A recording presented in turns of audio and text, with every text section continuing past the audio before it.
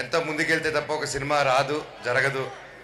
And నేను ఒకటి నమ్ముతాను, ₹1,00,00,000 తీస్తే చిన్న సినిమా కాదు, 100,000 కోట్లతో తీసినాతే అది పెద్ద సినిమా అయిపోదు.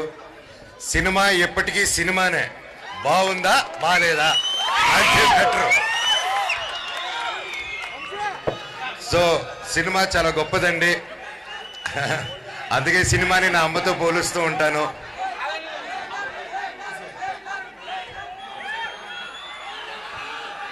నన్ను హైదరాబాద్లో ఫంక్షన్ పెడదామని చెప్పినప్పుడు, నేను హైదరాబాద్లో ఎప్పుడు ఏసీ రూముల్లో పెట్టేది కామనే కదా, నువ్వు రాయచోటు నుంచి వచ్చినావు మన ఊరి నుంచి, మన ఊర్లో పెట్టుకోబా, ఎందుకు ఏడాడో పెట్టుకుంటారు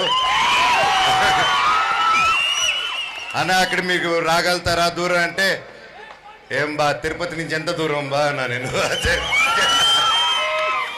తొక్కితే గంటన్నరలో ఉంటాం ఇక్కడ, అది ఎక్కడ దూరము, ఎక్కడికైనా వస్తాను. మన వాళ్ళ మధ్యలో, మన ప్రజల మధ్యలో, మన స్టూడెంట్స్ మధ్యలో, ప్రతి ఒక్కరి మధ్యలో చేద్దామని నేనే సజెషన్ చెప్పాను.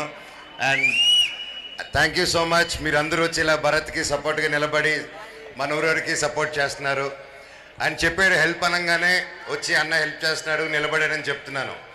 తమ్ముడు నేనే కాదు, మన రాయలసీమలో ప్రతి ఒక్కరు ఎదుటోడికి కష్టం ఉందంటే రొమ్ము ఇరుచుకొని వస్తారు ముందుకి. ఇది నా గొప్పతనం కాదు, మన గొప్పతనం, మనందరూ రక్తం అది.